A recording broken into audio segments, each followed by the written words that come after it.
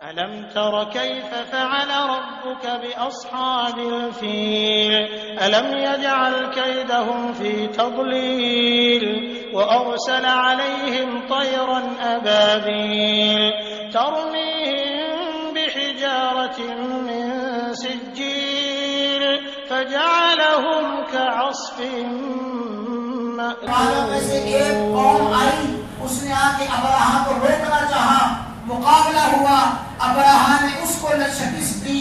راستے میں جو جو آتا گیا، ابراہا کے راستے میں جو جو رکاوٹ بنتا گیا، ابراہا سب کو شکست دیتا گیا، حتیٰ کہ فتح کے جھنڈے لہراتا ہوا ابراہا سرزمین مکہ میں پہنچ گیا اور بالکل طائف کے قریب پہنچ کے اس نے اپنا پڑاؤ کیا اور وہاں پہ اپنے لشکر کو پھرایا۔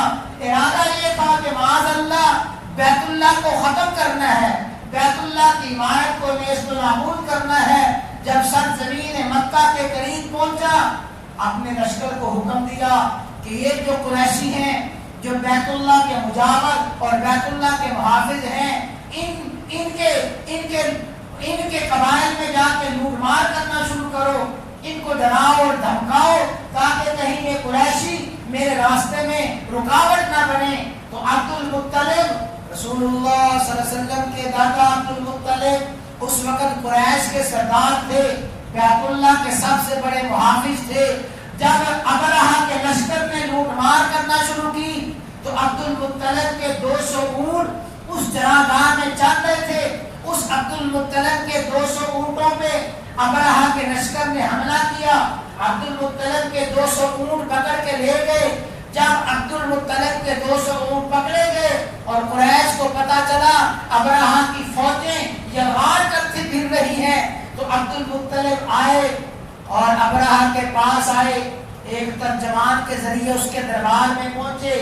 تو اللہ تعالیٰ نے عبد المطلب کو وہ وجاہت عطا فرمائی تھی، اللہ نے عبد المطلب کو وہ روب اور دبدبہ عطا فرمایا تھا کہ جو کوئی عبد المطلب کے چہرے کو دیکھ لیتا وہ حیران ہو جاتا تھا، عبد المطلب کا روب اور دبدبہ اس پہ چھا جاتا تھا۔ عبد المطلب جب ابرہہ کے دربار میں پہنچے، اچانک ابرہہ نے عبد المطلب کو دیکھا، یکدم مرعوب ہوا، اپنے تخت سے نیچے اترا اور نیچے آ کے زمین پہ بیٹھ گیا۔ عبد المطلب کو کہا آپ میرے ساتھ بیٹھیں۔ بات چیت شروع ہوئی، آپس میں گفتگو شروع ہوئی۔ تو عبد المطلب نے فرمایا اے ابرہہ، میں اپنے ایک خاص مقصد کے لیے آیا ہوں، میری ایک خاص غرض ہے۔ میری غرض یہ ہے کہ آپ کے لشکر نے میرے 200 اونٹوں کو پکڑ لیا ہے، برائے مہربانی میرے 200 اونٹ واپس کر دیجیے، میں تو اپنے اونٹوں کا سوار کرنے کے لیے آپ کے پاس آیا ہوں۔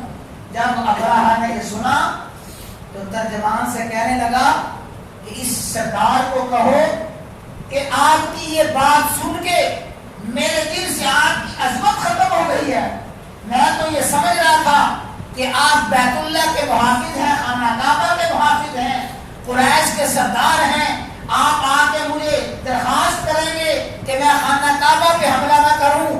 آپ نے خانہ کعبہ پہ حملہ سے روکنے کی کوئی بات نہیں کی، خانہ کعبہ کی حفاظت کی کوئی بات نہیں کی۔ اے عبد المطلب، آپ کو خانہ کعبہ کا کوئی فکر نہیں، اپنے 200 اونٹوں کا فکر ہے۔ آپ کی اس بات کو سن کے آپ کی عظمت میرے دل سے نکل گئی ہے کہ آپ کو خانہ کعبہ کا فکر نہیں، 200 اونٹوں کا فکر ہے۔ جب ابرہہ نے یہ کہا تو عبد المطلب نے تاریخی جملہ ارشاد فرمایا، وہ قیامت تک کے لیے مورخین نے اپنی اپنی کتابوں میں نقل فرما دیا۔ عبد المطلب نے فرمایا ابرہہ سن، انا رب الابل وللبیت رب سیمنعہ۔ ابرہہ میں تو اپنے اونٹوں کا مالک ہوں، اپنے اونٹوں کا مالک ہوں، مجھے اپنے اونٹوں کی فکر ہے۔ وللبیت رب، جس گھر پہ تم حملہ کرنے کے لیے آئے ہو اس کا بھی کوئی مالک ہے، سیمنعہ، اس کا مالک خود اس کی حفاظت کر لے گا۔ اس لیے کہ بیت اللہ کے محافظ ہم نہیں ہیں، بیت اللہ کے مالک ہم نہیں ہیں۔ وللبیت رب، بیت اللہ کا بھی ایک مالک ہے، سیمنعہ، وہ خود اس کی حفاظت کرے گا۔ عبد المطلب آئے، اپنے اونٹ لے کے آئے. دوسرے دن ابرہہ اپنے لاؤ لشکر کو تیار کر رہا ہے اور سب سے بڑا جو مضبوط ہاتھی تھا اس ہاتھی کو سب سے آگے کیا کہ یہ ہاتھی آگے ہوگا، اس کے پیچھے دوسرے ہاتھی ہوں گے اور فیلبان یعنی ہاتھیوں کے سوار ہاتھیوں پہ بیٹھیں گے اور جا کے بیت اللہ پہ حملہ کریں گے. ابرہہ کے لشکر میں ایک قیدی تھا، اس قیدی نے بھی راستے میں ابرہہ کے لشکر کا مقابلہ کیا، مغلوب ہو گیا. وہ قیدی کہنے لگا ابرہہ مجھے اجازت دیں، میں اس ہاتھی سے کوئی بات کرنا چاہتا ہوں. وہ نوفل بن حبیب، یہ حبیب بن نوفل، وہ آیا اور اس محمود ہاتھی کے کان میں کہنے لگا تجھے پتا ہے تجھے کہاں لے جایا جا رہا ہے اور تجھے پتا ہے کہ اس وقت تو کہاں ہے؟ تو بلد اللہ الحرام، اللہ کا یہ شہر جو عظمت والا ہے، بڑی تکریم والا ہے، تو یہاں ہے. اے ہاتھی تجھے بیت اللہ پہ حملہ کرنے کے لیے لے جایا جا رہا ہے. اس نے یہ باتیں اس ہاتھی کے کان میں کہیں اور کہنے لگا کہ جہاں سے تو آیا ہے اسی طرح واپس چلا جا.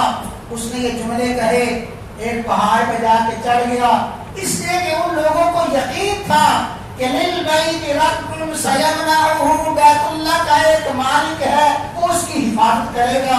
وہ نوفل گیا، تھوڑی دیر کے بعد ساحل سمندر سے اللہ کا وہ غیبی لشکر آیا. اللہ نے وہ پرندے بھیجے، وارسل علیہم طیرا، اللہ نے وہ پرندے بھیجے ابابیل جو جھنڈ در جھنڈ آئے تھے، گروہ در گروہ آئے تھے. ہر پرندے کے پاس دو کنکریاں تھیں، ایک کنکری اپنی چونچ میں دبائے ہوئے اور دوسری کنکری اپنے دونوں پنجے کے درمیان دبائے ہوئے. وہ اللہ کا غیبی لشکر آیا اور اس غیبی لشکر نے آ کے ان ہاتھیوں والوں پہ آ کے وہ کنکر برسانا شروع کیے.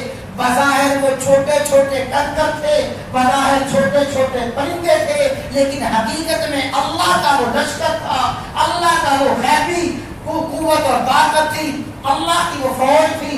جب انہوں نے وہ کنکر برسانا شروع کیے، اللہ نے اس کنکر میں ایسی قوت اور طاقت رکھی، جس ہاتھی پہ وہ کنکر گرتا تھا اس ہاتھی کے پورے وجود کو چیر کے زمین میں جا دھنستا تھا. جس فوجی کے اور جس لشکری کے سر میں وہ کنکر پڑتا تھا اس کے پورے وجود کو چیرتا ہوا زمین میں جا دھنستا تھا. اس لیے کہ وہ بظاہر نظر آنے والے چھوٹے چھوٹے کنکر تھے، لیکن اللہ نے ان کنکروں میں گولی سے زیادہ قوت اور طاقت رکھی تھی. اس لیے کہ گولے کی قوت اور طاقت بھی اللہ کی طاقت کی محتاج ہے. اللہ نے جیسے گولی اور قوت کو گولی کو طاقت اور قوت دی ہے، باپ کو قوت دی ہے، اللہ نے ان چھوٹے چھوٹے کنکروں میں وہ قوت رکھی اور فرمایا الم تر کیف فعل ربک باصحاب الفیل، تجھے پتا ہے اللہ نے ہاتھی والوں کے ساتھ کیا کیا؟ الم یجعل کیدہم فی تضلیل، اللہ نے ان کی ساری تدبیریں ناکام فرما دی، ان کے سارے منصوبے ناکام فرمائے. کیسے؟ وارسل علیہم طیرا ابابیلا، اللہ نے جھنڈ در جھنڈ پرندے بھیجے. وہ چھوٹے چھوٹے پرندے تھے، وہ کیا کرتے تھے؟ ترمیہم بحجارۃ من سجیل، ان لشکر پر اور ان ہاتھیوں پہ وہ کنکر برسا رہے تھے. وہ چھوٹے چھوٹے کنکر اور چھوٹے چھوٹے پتھر ان ہاتھیوں پہ لشکر پہ پھینک رہے تھے. وہ لشکر پہ پھینکتے گئے، پتھر برساتے گئے. فجعلہم کعصف مأکول، اللہ نے پورے لشکر کو بھوسا بنا دیا، جیسے کھایا ہوا بھوسا ہوتا ہے، وہ پورے کا پورا لشکر بھوسے کی طرح ہو گیا. وہ سارے کے سارے ہاتھی بھی تباہ و برباد ہوئے، لشکری تباہ و برباد ہوئے اور ابرہہ تباہ و برباد ہوا. اللہ نے عبد المطلب کی اس بات کو سچ کر دکھایا. وَلِلْبَيْتِ رَبٌّ، بیت اللہ کا بھی کوئی رب ہے، وہ رب بیت اللہ کی خود حفاظت کرنے والا ہے. ہمارے نبی زمانہ میں ایک ہمارے عالم گزرے ہیں مولانا عبد الشکور بن پوری رحمہ اللہ تعالی. وہ فرمانے لگے کہ میں بیت اللہ میں بیٹھا ہوا تھا